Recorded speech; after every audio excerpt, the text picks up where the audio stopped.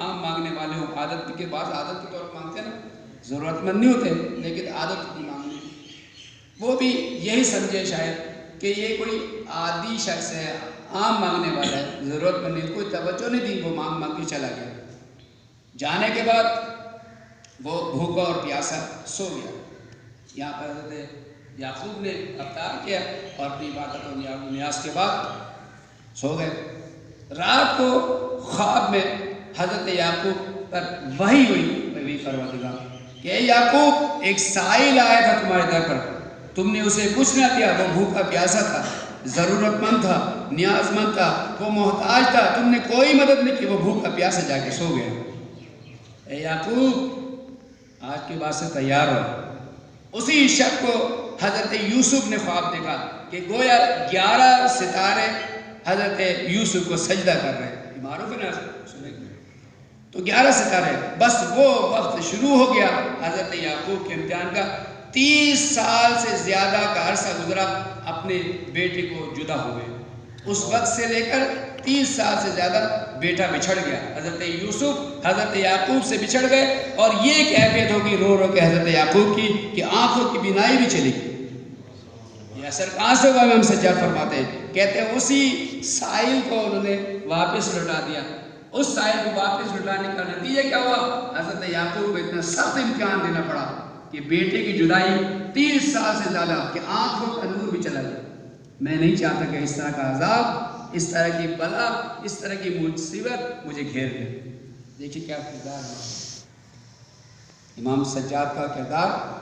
اس سلسلے میں کافی روایتیں ملتی ہیں، میں زیادہ تلانے نہیں کرنا چاہتا، کہ ایک ضرورت مند آتا ہے، کوئی ایک نیاز مند آتا ہے، کوئی ایک سوال کرنے والا سائل آتا ہے، تو ہمیں اس سے کم از کم اگر ہم عطا نہیں کر سکتے، ہم اگر دے نہیں سکتے، کم از کم یہ تو کر سکتے ہیں اس کی حوصلہ افزائی کر دیں، اس کو سمجھا دیں، اس کو بتا دیں۔ ایک شخص آیا اسی طریقے سے امام کی خدمت میں، چوتھے امام صاحب کی خدمت میں، اور آیا کہ مولا میرے پاس 400 درہم تھے کسی کے، میں مقروض ہوں 400 درہم، اب وہ مجھ سے تقاضا کر رہا ہے، مولا میرے پاس پیسے دینے کے لیے نہیں ہے 400 درہم، میں کیا کروں؟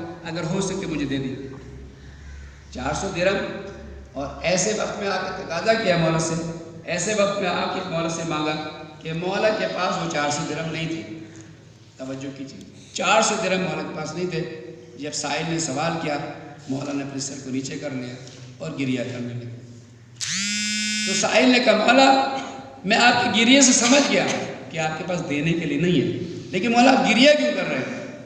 تو سائل نے جب یہ کہا تو مولا نے کہا کہ اسی بات پر میں گریہ کر رہا ہوں کہ تو ایسے وقت میں آیا کہ میرے پاس دینے کے لیے تیرے پاس کچھ بھی نہیں ہے۔ میں سوچ رہا ہوں ایسا نہ ہو کہ خدا کسی مشکل میں مجھے گرفتار کر دے۔ اے سائل، بس یہ جب کہا تو کہا مولا ٹھیک ہے مسئلہ نہیں، میں چلا جاؤں گا لیکن آپ گریہ نہ فرمائیں۔ اور وہ سائل چلا گیا، لیکن مولا کی حالت اس کو آ کر یہ نہیں کہ اس کو سمجھانا شروع کیا، دلاسا دینا شروع کیا، اے سائل اللہ بہت بڑا ہے، اللہ بے نیاز ہے، انشاءاللہ غیب سے تیری مدد کرے گا۔ سمجھایا، عطا کیا، اس کو بتایا۔ دیکھیے ان قسم کے واقعات ہمیں سمجھاتے ہیں، بتاتے ہیں کہ ہم جہاں تک ممکن ہو سکے لوگوں کی مشکلات کو حل کرنے کی کوشش کریں۔ ان کی راہ میں جو گٹھائیں بندھی ہوئی ہیں، ہم ان کی مشکل کو آسان کرنے کی کوشش کریں۔ ایسا نہ ہو کہ بجائے ان کی مشکل کو آسان کرنے کے لیے مزید ان کے لیے مشکل کا باعث بن جائے۔ لہذا یہ سیرت اس طریقے سے بیان۔ بس پہلی چیز جو بتا رہی ہے ترک و اعانت الملہوف ہے، کسی ضرورت مند کی مشکل کو آسان کرنا، اس کو کسی طریقے سے حل کرنا، یہ مومن کا فریضہ ہے۔ اگر حل نہ کرے تو نتیجہ کیا نکلتا ہے؟ تنزل البلا، بلائیں نازل ہوتی ہیں۔ صلوات پڑھی محمد والے۔ صلی علی محمد۔ دوسری چیز بہت مختصر میں کروں، سمجھتا ہوں وقت زیادہ ہوتا جا رہا ہے۔ دوسری چیز جس کی طرف فرماتے ہیں مولا تضیع الامر بالمعروف ونہی عن المنکر۔ دوسری چیز کیا ہے؟ امر بالمعروف اور نہی عن المنکر کو چھوڑ دینا۔ ایک اور چیز، اگر انسان امر بالمعروف اور نہی عن المنکر کو کو چھوڑ دیتا ہے تو تنزل البلا، بلاؤں کا منتظر رہے۔ ہمارے معاشرے کے اندر ہم دیکھ رہے ہیں ہمارے سامنے برائی ہو رہی ہے، ہم زبان نہ اٹھائیں، زبان نہ کھولیں، برائی سے نہ روکیں تو کیا ہوگا؟ تنزل البلا، مولا فرماتے ہیں کہ بلاؤں کے منتظر رہیں۔ دیکھیے آپ جانتے ہیں، واقعات پڑھتے ہیں، انبیاء کے واقعات پڑھتے ہیں کہ بنی اسرائیل، قوم بنی اسرائیل یہ ہفتے کا دن کا شکار کیا کرتے، یاد ہے؟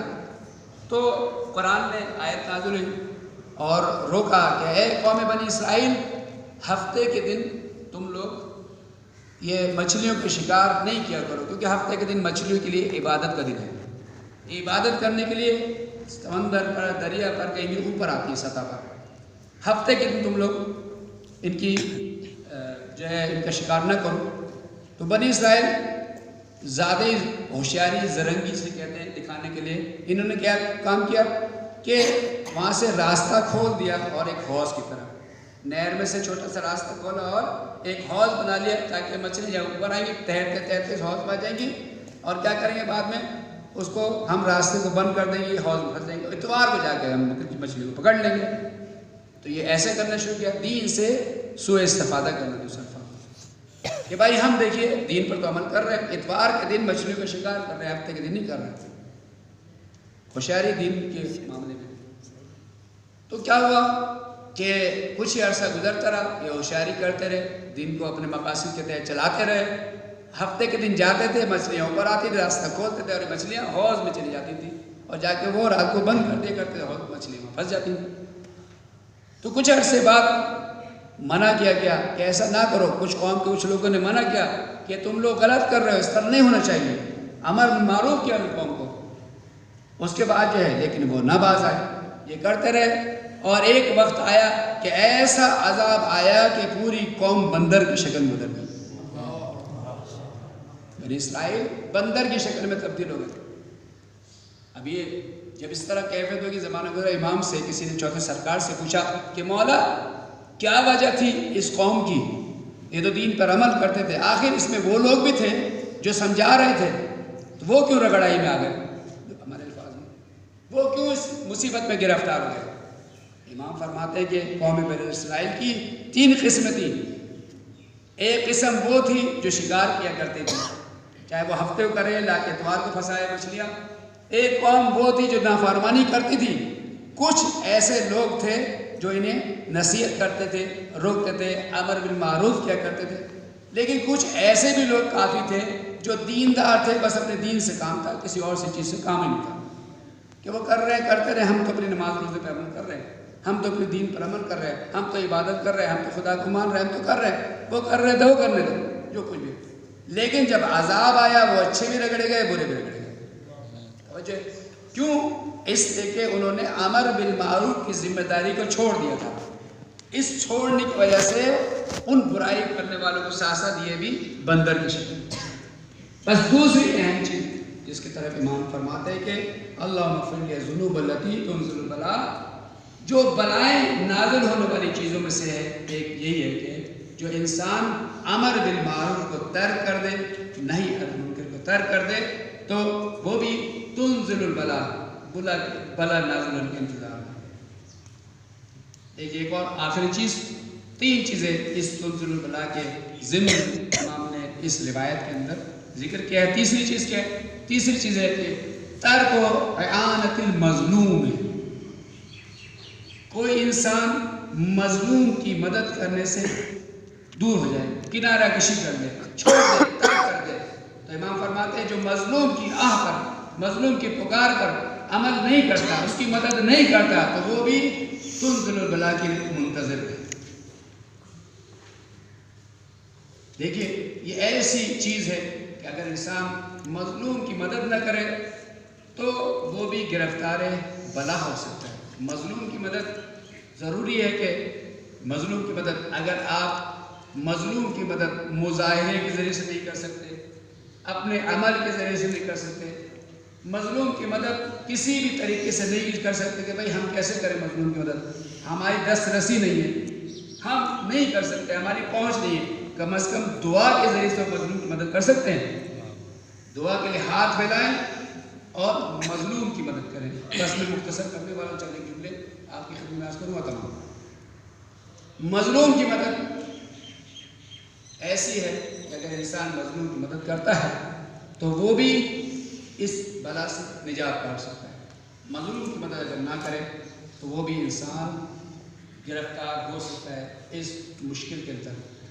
مظلوم کوئی بھی مظلوم ہو جس پہ کسی قسم کا بھی ظلم ہو رہا ہے, ضروری کہ تیلو کمان کے ذریعے سے اسلحہ مختلف چیزوں کے ذریعے سے اس پر ظلم ہو رہا, کسی قسم کی ناانصافی دکھ رہے ہیں کسی کے حق میں کہ پتہ چل رہا ہے یہ ظالم ہے اور یہ مظلوم ہے, تو مدد کرنا, اس کی حمایت کرنا مظلوم کی, یہ ہماری ذمہ داری میں شامل ہے.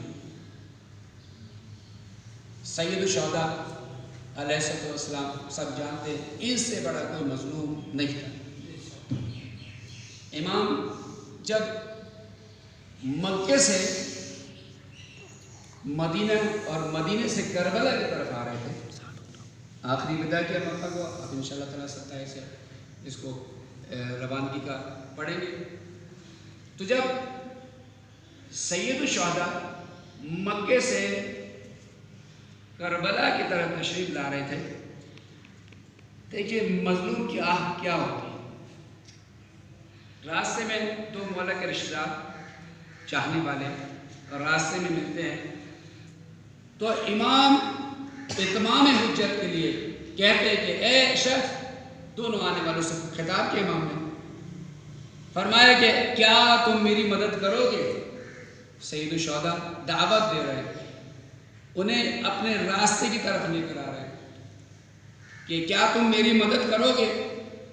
تو وہ شخص کہتا ہے ان میں سے کہ مولا آپ تو جانتے ہیں میں آپ کا رشتہ دار ہوں اور آپ کا چاہنے والا ہوں, آپ کا محب بھی ہوں, اور مولا آپ یہ بھی جانتے ہیں کہ میرے اہل و عیال بہت زیادہ ہے, میرے بچے زیادہ ہیں, اور میں جو سفر سے آ رہا ہوں میرے پاس لوگوں کی امانتیں ہیں, مجھے کوفہ پہنچنا ہے. مولا اگر میں آپ کے ساتھ آ گیا تو یہ امانتیں بھی رہ جائیں گی اور میرے چھوٹے چھوٹے بچے بھی ہیں, وہ بھی منتظر رہیں گے. مولا مجھے معاف کیجئے, میں آپ کے ساتھ نہیں آ سکتا. یقیناً ایک رشتہ دار اگر کہے سید الشہداء کو کتنا سخت گزرا ہوگا مولا. خیر دوسرے رشتہ دار ساتھ میں آ کر راستے میں ملاقات, دوسرے سے پوچھا کہ کیا تم میری مدد کرو گے. تو دوسرا بھی رشتہ دار یہی کہتا ہے کہ مولا میرے بھی جانتے ہیں چھوٹے چھوٹے بچے ہیں, میں بھی کچھ مقروض ہوں, کسی کا قرض ہے, کسی کا کام میرے ذمہ, مجھے بھی جا کر ادا کرنا ہے, تو مولا مجھے بھی رہنے دیجیے. بس یہ کہا, مولا کے دل سے آواز نکلی کہ اے دونوں شخص, اے عزیزو, اے میرے رشتہ دارو, بس تمہیں اگر میری مدد نہیں کرنی, میرے ساتھ نہیں آنا, تو تم ایسی جگہ چلے جاؤ جب میں پکاروں حل من ناصر ینصرنا, میری آواز تمہارے کانوں تک نہ پہنچے. امام کیا فرماتے ہیں, اے شخص جب میں پکاروں حل من ناصر ینصرنا, میری یہ آواز مظلومیت تمہارے کانوں تک نہ پہنچے.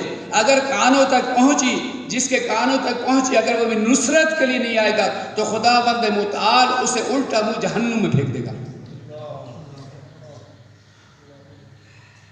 بس دیکھیے کتنی سخت ہے کہ انسان مظلوم کی آہ سنے اور اس کی مدد نہ کرے. بس عزیزان محترم, میں دو جملے اور یہ ربط مصائب کے لیے پڑھ دوں, اگرچہ درس اخلاق ہے. یہ اخلاق یہی ہمیں سکھاتا ہے کہ ہم مظلوم کی مدد کے لیے اگر ہم سے ہو سکتا ہے کچھ کریں, نہیں ہو سکتا کم از کم مظلوم کی مظلومیت پہ آہ تو کر سکے, اپنے آنسوؤں کے ذریعے سے اس کی مدد تو کر سکے.